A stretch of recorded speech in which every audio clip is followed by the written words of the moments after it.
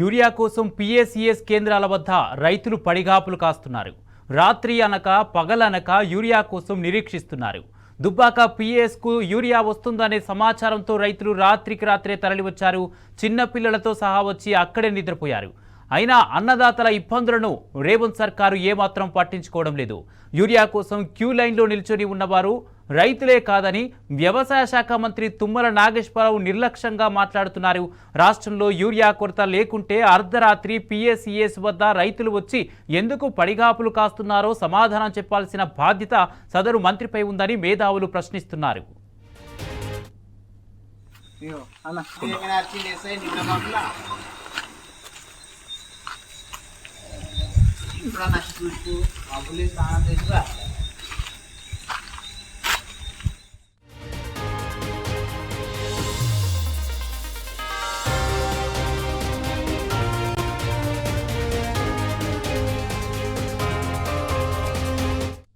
మాకు యూరియా కావాలని చెప్పేసి వచ్చినాం. రాత్రి 12 అవుతుంది. 12 రాత్రి వచ్చినాం. యూరియా కోసం వచ్చినాం. లైన్ ఎంత ఉంటుందో మాకు తెలియదు. అందుకని చెప్పేసి మాకు ముందు కావాలని చెప్పేసి మేము వచ్చినాం. అన్న ఎక్కడ మీ ఊరు? మా ఊరు రామకపేట. అందుకోసం వచ్చినాం. అంటే యూరియా వస్తుందా రేపు? యూరియా వస్తుందని చెప్పారు. 2 లారీలేమో వస్తుందని చెప్పారు. అందుకోసం అని వచ్చినాం. మేము రాత్రి మొదలు విన్నాం అనుకుంటారా? విన్నాం అనుకుంటాం. వచ్చేదాకా అనుకుంటాం. అది పొద్దున 3 ఎకరాలు వేసినాం. మొత్తం వరి వేసినాం. రోజు వస్తున్నా పోతున్నా వెనుక అయితే కథమై ఉంది. అందుకని అవస్థ పడలేక ఇయ్యాల 12 గంటలకు వచ్చిన వీడికి. వాడు యూరియా ఇస్తాడా లేకపోతే మనిషికింత మందు సీసి ఇస్తాడా? ఇస్తే సప్లైకి తీసుకొని పోతాం.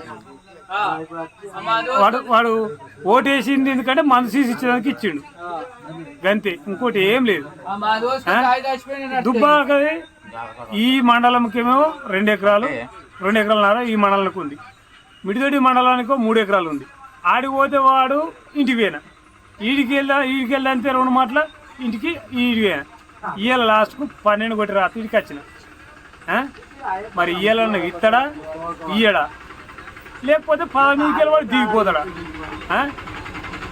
కాకపోతే ఈ అవస్థ మాకేం లేదు. మాకు యూరియా అయితే 2 ఎకరాలన్నారా వరేసుకున్నాయి. 1 ఎకరానికి 2 బస్తాలు సన్నిన 2 ఎకరాలు పడతాయి. వాడు 1 ఇత్తలేడు, 2 ఇత్తలేడు, ఏం లేదు. 2 ఎకరాలకు 4 బస్తాలు కావాలి కంపల్సరీ. 10 ఏళ్ళ వ్యవసాయం చేయబట్టి ఎందుకు నీకు పదవి చేయరాని శాతగా చక్క దిగిపోయి కొనికన్నా మంచిగా తెలిసి వానికి అప్పచెప్పు. ఎందుకురా నువ్వు కూర్చునే కూర్చున్నాడు? నువ్వు అమలుగానే హామీలు ఇచ్చి చేసి ఎందుకు ఇంత అవస్థ పెట్టుడు? 12 కొట్టి రాత్రికి వండు మాకేం అవసరమా? మా పెళ్ళాం బాధన, మా పిల్లల బాధన. పాట వేసుకుంటే ఖరాబ్ అవుతుందని 12 కొట్టి రాత్రి మేము వచ్చిడా అంటున్నాం. అవస్థతో వస్తున్నామా మేము? మాకెందుకు అవసరం ఈ పాస్బుక్లు ఇవన్నీ పట్టుకొని వస్తానికి? నువ్వు నీ ఇంట్లో మంచిగా వంటావు నువ్వు.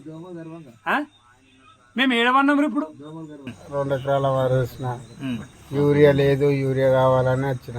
2 ఎకరాలకు కావాలని వచ్చిన.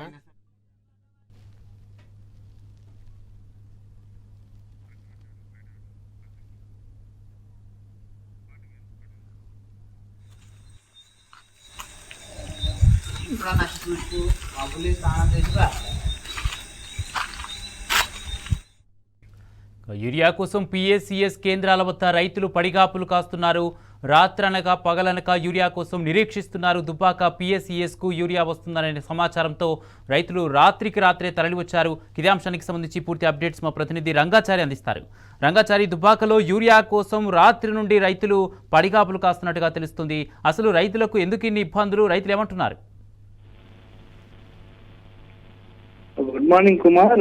ముఖ్యంగా యూరియా కొరత లేదు అని చెప్పి ఒకవైపు రాష్ట్ర ప్రభుత్వం చెప్తుంటే మరోవైపు చాలా స్పష్టంగా ఇక్కడ వాస్తవాలు గ్రౌండ్ లెవెల్లో కనిపిస్తున్న పరిస్థితి అయితే కనిపిస్తుంది. ముఖ్యంగా సిద్దిపేట జిల్లా వ్యాప్తంగా యూరియా కొరత ఎంత తీవ్రంగా ఉందో చెప్పడానికి ఒక ఉదాహరణగా మనం చెప్పవచ్చు. దుబ్బాక మండల కేంద్రం, దుబ్బాక నియోజకవర్గంలోని దుబ్బాక మండల కేంద్రంలో నిన్న అర్ధరాత్రి సుమారు 12 గంటల ప్రాంతం రైతులు ఆ ప్రాంతానికి సంబంధించిన రైతులు పెద్ద ఎత్తున తరలి వచ్చి అక్కడ పడిగాపులు పిఏసిఎస్ వద్దకు తరలి వచ్చారు. అక్కడ చెప్పులు లైన్ లో పెట్టి వాళ్ళు అక్కడే పడుకున్నారు. పిఏసిఎస్ ముందు దాదాపు ఒక 100 మంది రైతులు వాళ్ళ కుటుంబాలతో వచ్చిన వాళ్ళు కూడా ఉన్నారు, పిల్లల్ని తీసుకొని వచ్చిన వాళ్ళు కూడా ఉన్నారు. దాంట్లో వాళ్ళు వచ్చి అక్కడ పడుకున్నారు, మొత్తం వాళ్ళు నిద్రపోయారు. తెల్లారి వస్తుంది, యూరియా బస్తాలు వస్తాయి, మళ్ళీ లైన్ లో నిలబడితే తొందరగా దొరుకుతాయో లేవో అనే ఒక దుఃఖం ఏదైతే ఉందో, బాధ ఏదైతే ఉందో, ఆ బాధతోటి రైతులంతా వచ్చి అక్కడ అర్ధరాత్రి 11-12 గంటలకు వచ్చి వాళ్ళు పడుకున్నారంటే ఆ సీరియస్ ఎంత ఉంది, దాని యూరియా కొరత ఎంత ఉందో చెప్పడానికి ఒక ఇది ఉదాహరణగా చెప్పుకోవచ్చు. రాత్రి కనీసం నిద్రపోవాల్సిన రైతులంతా కూడా వచ్చి ఇక్కడ యూరియా కోసం లైన్ లో నిలబడుతున్నారు, పిఏసిఎస్ ల ముందు నిద్రలు పోతున్నారు, అర్ధరాత్రి వరకు అక్కడే వెయిట్ చేస్తున్నారు, ఇచ్చే వరకు కూడా అక్కడే ఉంటున్నారు. తెల్లవారుజామున కూడా అక్కడే లైన్ లో నిలబడి, చెప్పులు పెట్టి నిలబడి, పాస్బుక్లు పెట్టి నిలబడి ఇదంతా చేస్తున్నారంటే ఎంత తీవ్రంగా ఉంది యూరియా కొరత అని చెప్పడానికి ఒక ఉదాహరణగా చెప్పుకోవచ్చు. మరి ఎందుకోసం ఇంత జరుగుతుంది అంటే నిజానికి రైతులు ఈసారి పంటలు వేసి కొంత ఆలస్యంగా వేసిరు. దాదాపు 1 రోజులు వరి పంట వేసి 1 రోజులు గడిచిపోతున్నది, మొక్కజొన్న కూడా 1 రోజులు గడిచిపోతుంది. సాధారణంగా పంటలు వేసిన 25 రోజుల తర్వాత ఆ పంటలకు యూరియా వేయడం అనేది రైతులకు చాలా సర్వసాధారణంగా జరుగుతూ ఉంటుంది. దాన్ని వేయడం వల్ల పంటల దిగుబడి ఎక్కువగా వస్తుంది, పీడ బాధ ఉండదు, మొక్కజొన్న పంట కూడా సమృద్ధిగా పండుతుంది, వాళ్ళు పెట్టిన పెట్టుబడి కొంత ఆదాయం వస్తుంది, దాన్ని అమ్ముకుని జీవించడానికి ఒక అవకాశం ఏర్పడుతుంది అని ఒక రైతులు ఆశపడతారు. ఆ ఆశ వల్లనే రైతులంతా యూరియా వేస్తే కొంత దిగుబడి ఎక్కువ వస్తుందనే ఆశతోటి ఇక్కడికి రావడం జరుగుతుంది. అది సరైన సమయంలో వేయాలి. మళ్ళీ ఎప్పుడో ఒకసారి వేస్తే దాని ఫలితం ఉండదు. దానికి యూరియా వేసినా కూడా దాని వల్ల ఉపయోగం కూడా ఏమి ఉండదని చెప్పి ఒకవైపు శాస్త్రజ్ఞులు చెప్తున్న పరిస్థితి. అంటే నెల 10 రోజుల లోపలలోనే అది వేస్తే దానికి ఉండేటువంటి అవకాశం ఏర్పడుతుంది. కానీ దాని తర్వాత ఎప్పుడు ఇచ్చినా కూడా దాని వల్ల ప్రయోజనం ఏమి ఉండదు. కాబట్టి రైతులు అందుకే ఇంత కష్టపడుతూ ఉన్నారు. సరిగ్గా సమయానికి యూరియా కొరత ఏర్పడ్డ నేపథ్యంలో రైతులంతా కూడా తీసుకువెళ్ళాలి, వెయ్యాలి, పంటలు కాపాడుకోవాలి, సమృద్ధిగా పంటలు పండాలి, దిగుబడి ఎక్కువ రావాలి అనే ఒక లక్ష్యంతో రైతులంతా కూడా ఈ యూరియా ప్రయత్నాలు చేస్తున్నటువంటి పరిస్థితి కనిపిస్తుంది. సరిగ్గా ఇదే సమయానికి రాష్ట్ర ప్రభుత్వం నుంచి, కేంద్ర ప్రభుత్వం నుంచి సరైనటువంటి స్పందన రాకపోవడం ఫలితంగా రైతులంతా కూడా ఎక్కడికక్కడ ఇబ్బందులు ఎదుర్కొంటున్నారు. ప్రతి చోట అటు ఉమ్మడి మెదక్ జిల్లా వ్యాప్తంగా సిద్దిపేట, మెదక్, సంగారెడ్డి ప్రాంతాల్లో పెద్ద ఎత్తున యూరియా కొరత అనేది కొనసాగుతూ ఉన్నది. ఇంత జరుగుతున్నా కూడా ఇటు రాష్ట్ర ప్రభుత్వం నుంచి కానీ, అటు కేంద్ర ప్రభుత్వం నుంచి కానీ ఒక స్పష్టమైనటువంటి హామీ రాకపోవడం అనేది విషాదంగా చెప్పుకోవచ్చు. ఒకవైపు కేంద్ర మంత్రి కిషన్ రెడ్డి గారు ఇది పూర్తిగా రాష్ట్ర ప్రభుత్వ వైఫల్యంగా చెప్తూ ఉన్నారు. రాష్ట్రమే దీనికి బాధ్యత వహించాలి, ఇది మాకు సంబంధించిన అంశం కాదన్నట్టుగా ఆయన మాట్లాడుతూ ఉన్నారు. మేము కావలసినంత ఇస్తున్నాం కానీ రాష్ట్ర ప్రభుత్వమే ఇది యూరియాని పక్కదారి పట్టిస్తున్నది అని చెప్పి ఒక ఆరోపణ కూడా కిషన్ రెడ్డి చేయడం జరిగింది. వైపు రాష్ట్రానికి సంబంధించిన మంత్రులు, ముఖ్యమంత్రి అయితే చాలా స్పష్టంగా ఇది పూర్తిగా బీజేపీ ప్రభుత్వం రాష్ట్రంపై కక్ష కట్టింది, అది యూరియా పంపించడం లేదు అని వాళ్ళు చెప్తున్నారు. ఇది పూర్తిగా బీజేపీ బాధ్యత, బీజేపీ ప్రభుత్వ బాధ్యత, నరేంద్ర మోడీ బాధ్యత అంటూ వాళ్ళు ఎక్కడికక్కడ ప్రచారాలు చేస్తూ ఉన్నారు. మీడియా సమావేశాల్లో చెప్తున్నారు. గ్రౌండ్ లెవెల్లో కార్యకర్తలు కూడా అదే ప్రచారం చేస్తూ ఉన్నారు. ముఖ్యంగా ఇదంతా బీజేపీ చేస్తున్నటువంటి బీజేపీ వైఫల్యం ఇది. నరేంద్ర మోడీ సక్రమంగా పంపించలేదు, ఇక్కడ కాంగ్రెస్ పార్టీ ప్రభుత్వం ఉంది అని చెప్పి పంపించలేదు అని వాళ్ళు చెప్తూ ఉన్నారు.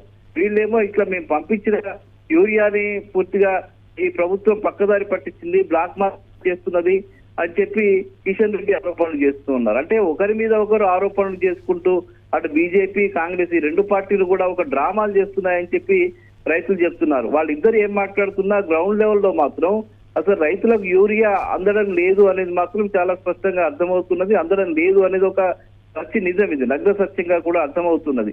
దీన్ని అర్థం చేసుకోకుండా వీళ్ళు ఒక రాజకీయ పరమైనటువంటి క్రీడ ఆడుతూ రైతులను ఇబ్బంది పెడుతున్నటువంటి పరిస్థితి అయితే కనిపిస్తుంది.